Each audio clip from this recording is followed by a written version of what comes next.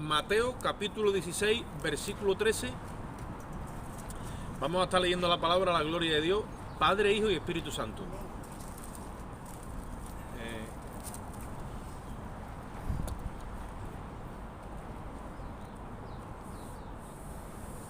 Mateo 16, 13. Dice la palabra de Dios así: Viniendo Jesús a la región de Cesarea de Filipo, preguntó a sus discípulos diciendo: ¿Quién dicen los hombres que es el Hijo del Hombre? Y ellos le dijeron: unos Juan el Bautista, otros Elías y otros Jeremías o alguno de los profetas. Y les dijo: ¿y vosotros? ¿Quién decís vosotros que soy yo?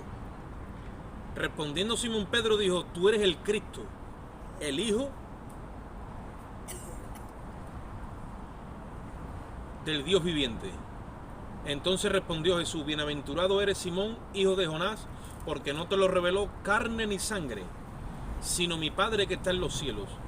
Y yo también te digo que tú eres Pedro, y sobre esta roca edificaré mi iglesia, y las puertas del Hades no prevalecerán contra ella.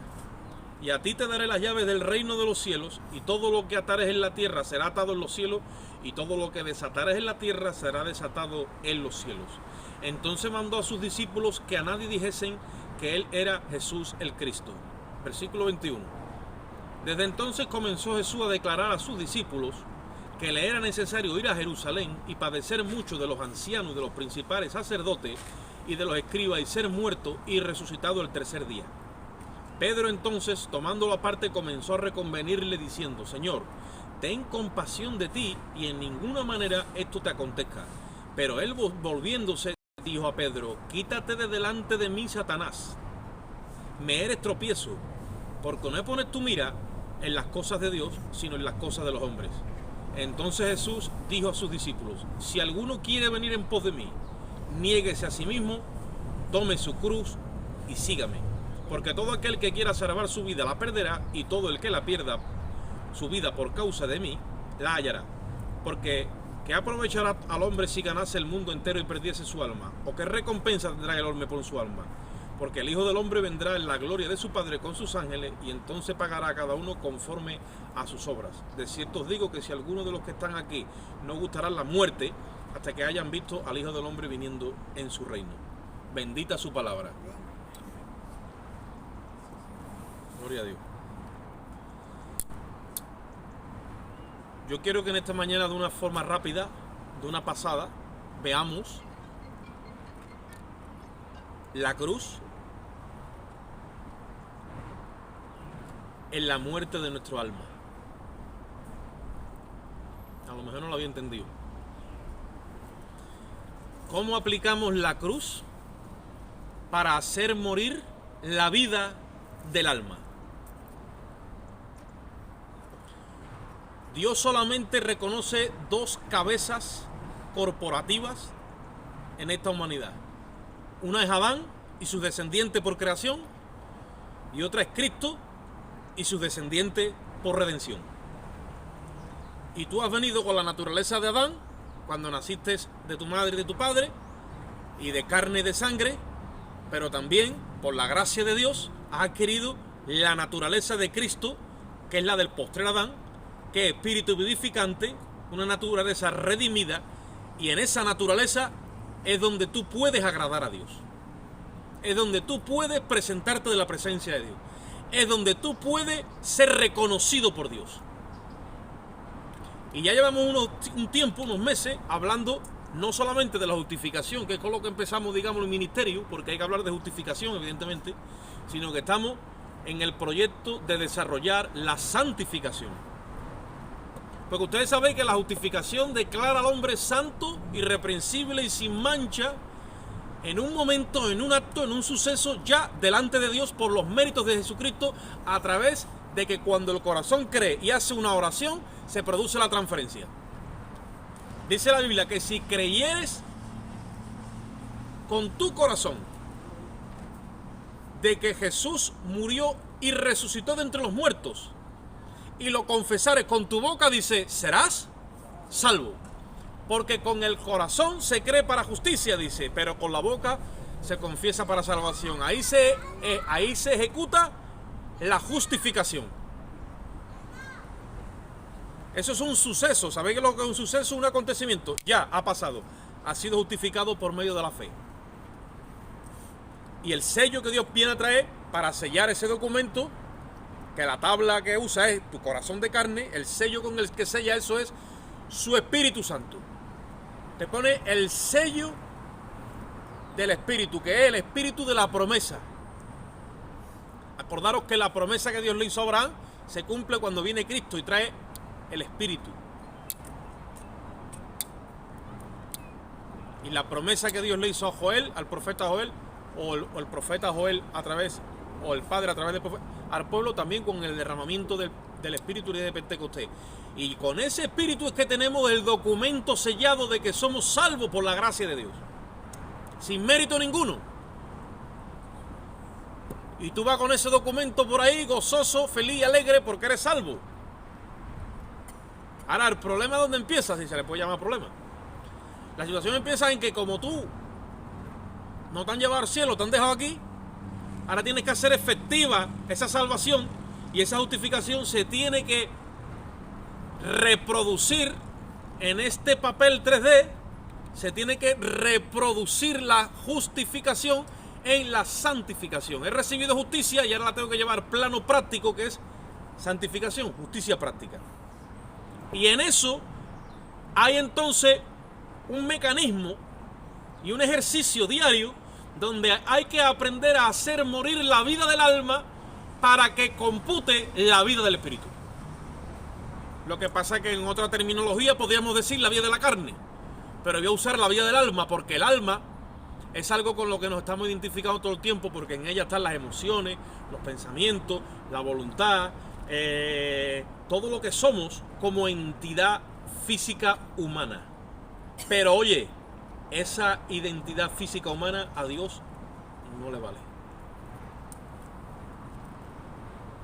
La persona humana ha transgredido los mandamientos de Dios, ha infringido la ley santa de Dios y ha sido decretada culpable y sentenciada irreversiblemente a muerte. Por eso dice la palabra que estamos destituidos de la gloria de Dios y que la paga o el salario del pecado es la muerte.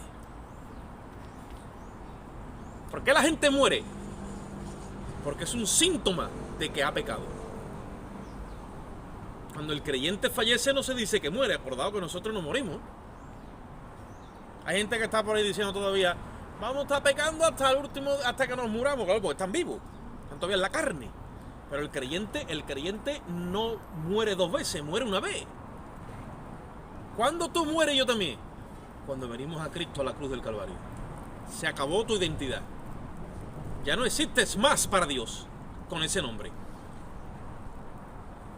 Rafaela Moreno seguirá siendo Rafaela Moreno con su DNI en el registro civil delante de los hombres. Delante de Dios ya no es Rafaela Moreno, ni Antonio Olivares, ni Andrés Domínguez. No, señor. Nuestro nombre está escrito en una piedrecita blanca. Tenemos una nueva identidad. Hay un coro que dice, hay un nombre nuevo en el cielo, mío es.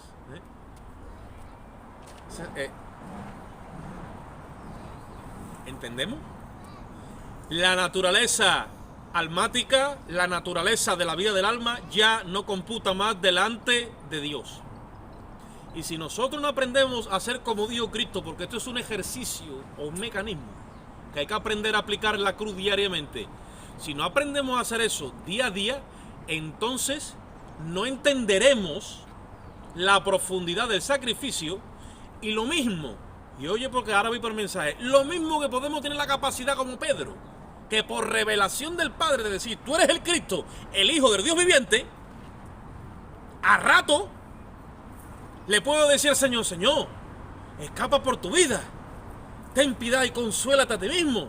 Y el Señor me diga, apártate de mí, Satanás. ¿Cómo? Pones tú miras la cosa de los hombres. Es curioso, ¿verdad? ¿Cómo computaron las dos naturalezas en un mismo hombre, en un mismo evento, en un mismo relato? El apóstol Pedro. Porque cuando tú estás en el Espíritu y andas en el Espíritu, estás todo el tiempo andando por revelación. Porque en el Evangelio la justicia de Dios se revela por fe. La revelación es un proceso que nos trajo la fotosíntesis de sacar a la luz algo que ha quedado en lo oculto. Y se empezaron a grabar las fracciones de tiempo y las imprimieron en papel. Eso es lo que nosotros conocemos como fotografía. Y eso necesita una revelación. Revelación viene del griego apocalipto, que significa descorrer la cortina.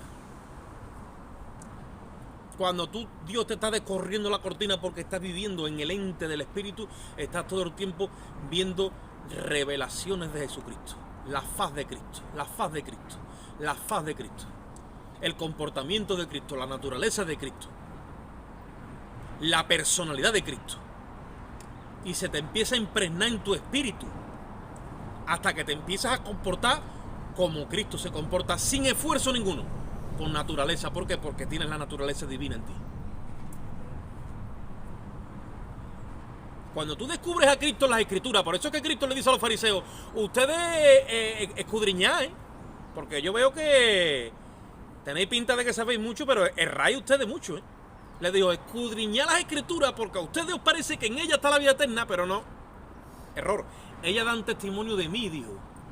Toda la Escritura apunta a Cristo. Cuando tú por la Escritura ves por revelación a Cristo, ¿sabes a quién estás viendo?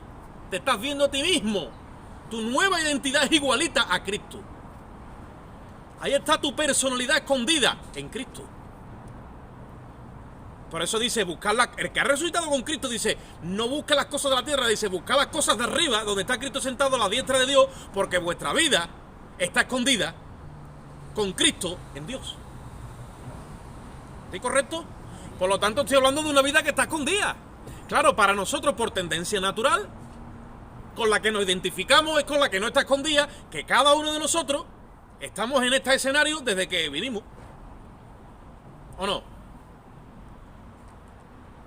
Y entonces hacemos lo propio de la carne y del alma.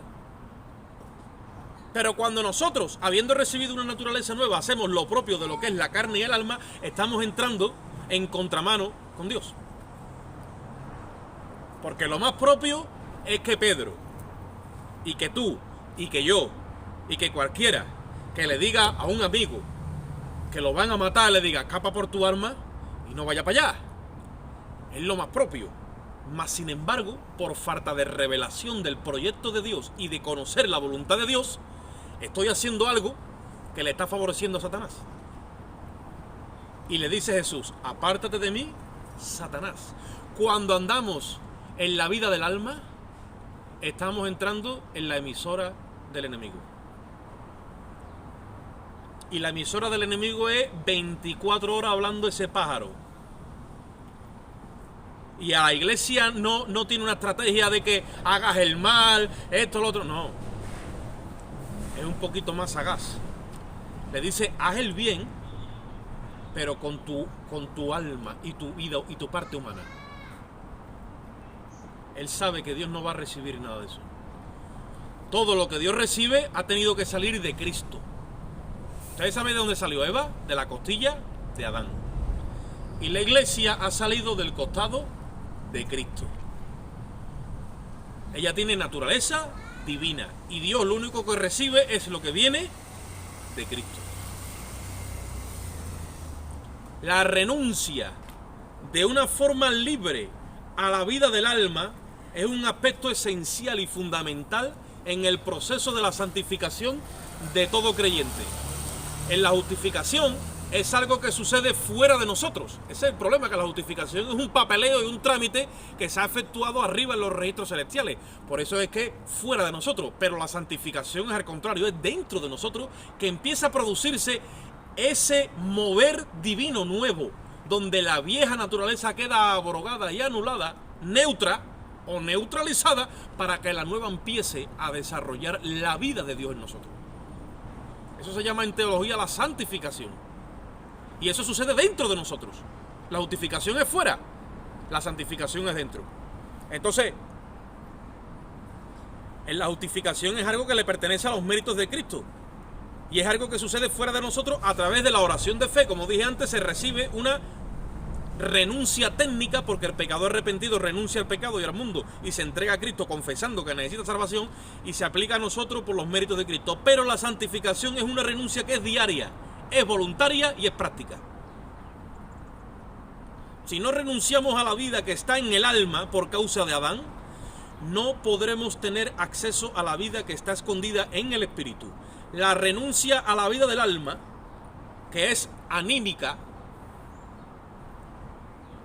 ¿Por qué tiene tanto poder el ánimo sobre los creyentes? Porque el ánimo está injertado en el alma.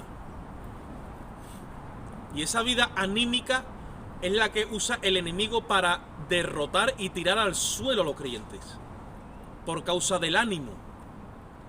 Y hay teólogos que le han denominado no la vida almática, sino la vida del alma, la vida anímica, donde está el ánimo.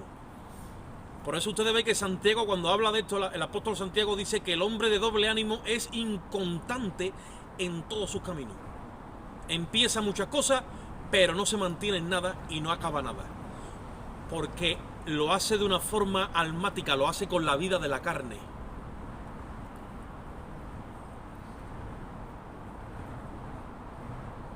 Os voy a decir un ejemplo y a lo mejor os causa un poco de descuadre. Y yo estoy aquí diciendo, yo quiero hacer bien, Dios mío, ¿con qué te puedo ayudar? Dice el diablo, bueno, pues darle de comer a la gente que no tiene de comer. Y tú coges y te pones a darle a todo el mundo de comer. Pero no está dirigido por Dios, está dirigido por la vida del alma. Está dirigido por un buen deseo. Yo pregunto, ¿te recibe eso Dios en el cielo? ¿Usted sabe cuánto tiempo nosotros derrochamos cada día haciendo la obra de Dios con la vida del alma? El alma tiene que ser llevada en una renuncia voluntaria todos los días a la cruz. ¿O cómo cree usted que se va a llevar a cabo cuando Cristo dice, el que no se niega a sí mismo y coge su cruz y me sigue, no puede ser mi discípulo? Tiene que haber una renuncia a yo hacer las cosas como buenamente entiendo y creo. Que ya muchas veces nos movemos hasta de memoria. Yo puedo hacer cosas buenas y no venir de parte de Dios. Porque no se trata de valorar las cosas si esto es bueno o esto es malo. ¿De dónde procede lo que estoy haciendo? ¿Procede de mi espíritu? ¿O es mi alma? ¿O es mi carne?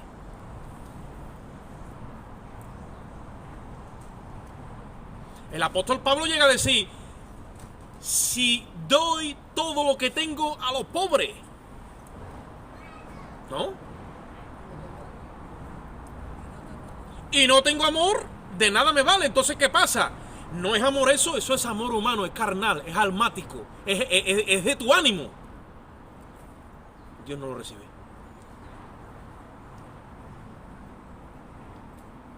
Voy a hacer esto, voy a hacer lo otro. Está la iglesia llena de activistas promoviendo actividades que vienen de su carne. ¿Qué le dice el Señor a Pedro cuando le dice, tú eres el Cristo, el Hijo del Dios viviente? Hay una revelación por el Espíritu, le dice, Pedro, eso que tú acabas de decir, dice, ni carne ni sangre te lo reveló.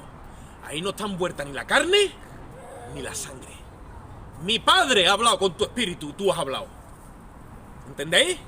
Pero después cuando le ha dicho, Señor, ten compasión de ti, pobrecito tú. Señor, le dice, apártate de mí, Satanás, ahí hay carne y sangre.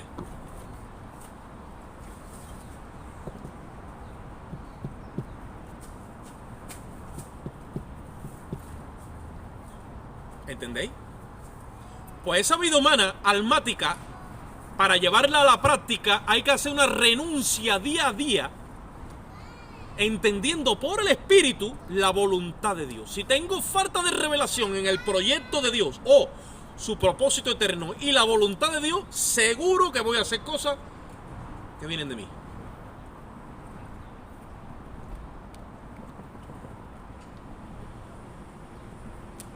Ahora, como las disfrazamos de religiosidad, pues quedamos hasta bien, pero no la recibe Dios.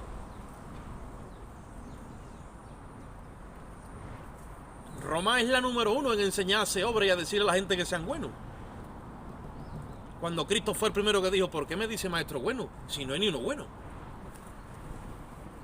¿O no lo dice el Señor? Maestro bueno, ¿qué tengo que hacer para dar la vida eterna? Le dice, bueno, ¿por qué me llama bueno? Si solamente hay uno bueno, dijo, y ese es Dios.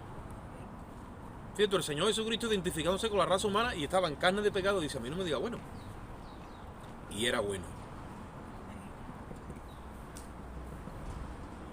Pero ¿qué pasa con nosotros? ¿Estamos cogiendo la cruz todos los días? ¿O estamos haciendo la obra con esa naturaleza caída que es almática? Porque el primer hombre es alma viviente, pero el segundo hombre no es alma viviente, es espíritu vivificante. Si nuestra fe está establecida y asentada sobre la vida del alma y no hemos aprendido a hacer una renuncia de esa vida del alma y a crucificarla, la fe de ahí no se mueve, no entra en el lugar santísimo, no se mete adentro de la habitación del espíritu, se queda siempre en los atrios de afuera. Y el alma se identifica con todo esto que le rodea.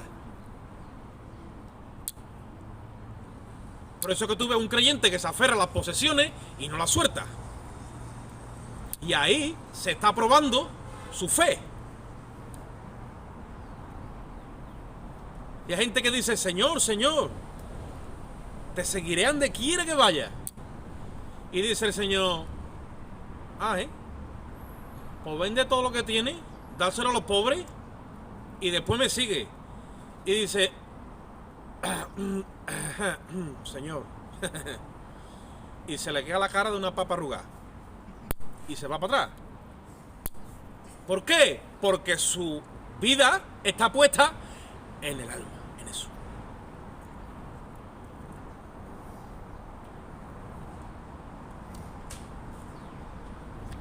La renuncia de la vida del alma, que es anímica, es un requisito absolutamente indispensable para desatar el poder de la cruz.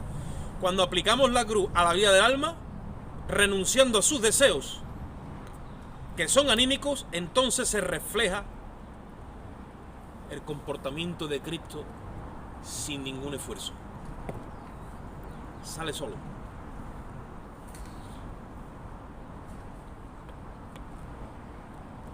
Pero tenemos que hacer hoy un ejercicio aquí. ¿Estoy yo andando en el espíritu o estoy yo andando en la vida del alma?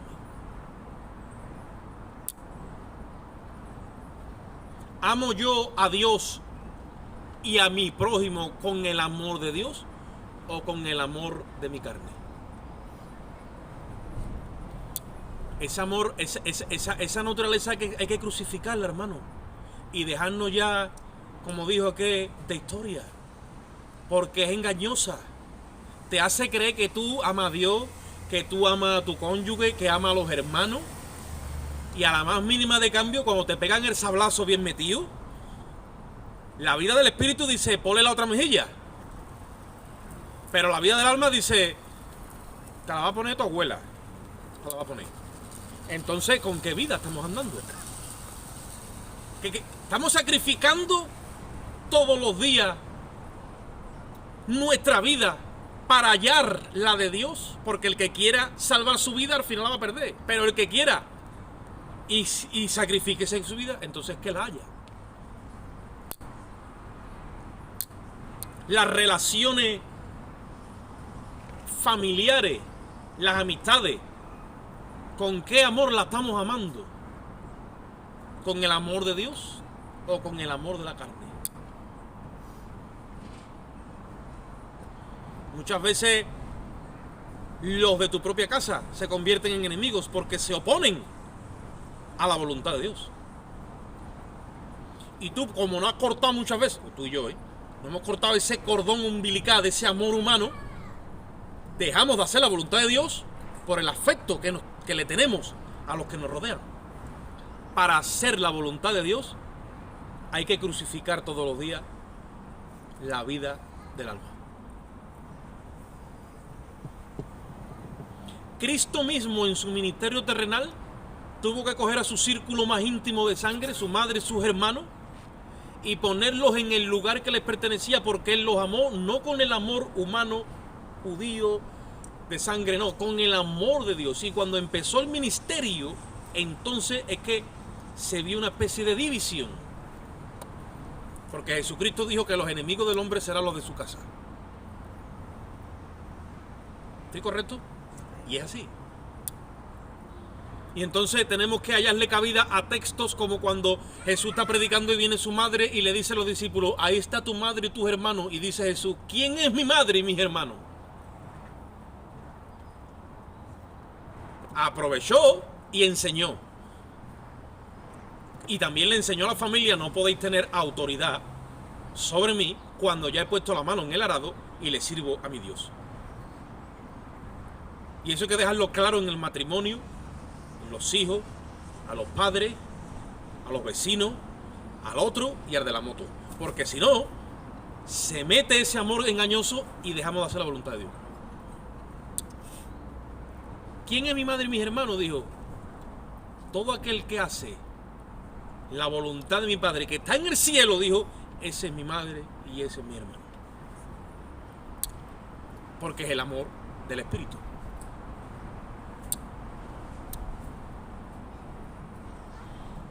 Y la gente venga a quererlo a chuchar al amor humano. Bienaventurados los pechos que te dieron de mamá, le dijeron a Cristo. Dice el Señor: un momento, perdón usted, amigo. Bienaventurados los que oyen la palabra de Dios y la ponen por obra. Claro, esos aspectos de la palabra de Dios no se predican mucho, y si vemos al Señor nosotros actuando sin decir, podemos decir: oye, este rabino parece que es un poco antipático, pero es que tenía el amor de Dios preeminentemente en su corazón y cortaba todo lo que viniese de la carne. Pero a nosotros nos está faltando eso. Por eso es que muchas veces no entendemos cómo es que tú te acuestas con gozo y con alegría en tu cama un día, y al día siguiente abres los ojos y tú dices: Dios mío, ¿esto qué es lo que es? Que parece que te han echado un albornoz por encima, empapado de desánimo, de desaliento, de indiferencia, y te levanta tú con una melancolía, una tristeza y media depresión encima. Y tú dices: ¿y esto de dónde ha venido? Es que ha dejado abierto el grifo de la vida del alma. Y por ahí es la FM del otro, ¿eh? El otro está 24 horas radiándote lo que tiene que hacer. No te va a decir que haga el mal, te va a decir que haga el bien, pero con la fuerza de la carne. Entonces nosotros hoy nos tenemos que parar. Voy a hacer un estudio, si puedo, una serie los jueves en videollamada de este tema. Tenemos que pararnos y hacer una reflexión. ¿Estoy yo andando por el Espíritu o estoy andando yo por la carne? El mismo apóstol Pedro, en una misma secuencia, se dieron las dos fases. En una el Señor lo declara bienaventurado, y en otra le dice hasta demonio.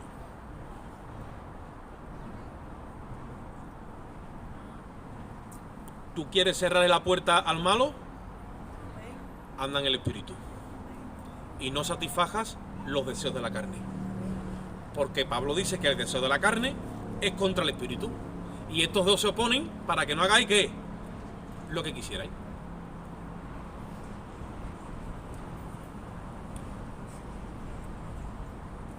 Y Satanás es un experto en disfrazar la carne de Dios. Y cuando disfrazamos la carne de Dios, no estamos nada más y nada menos que en los carnavales. Porque en los carnavales se disfraza la gente. ¿Sabes lo que es carnaval? Carnaval es carne a Baal. Ahí le vestimos nuestra carne bien de Dios, pero se la estamos dando ¿a quién?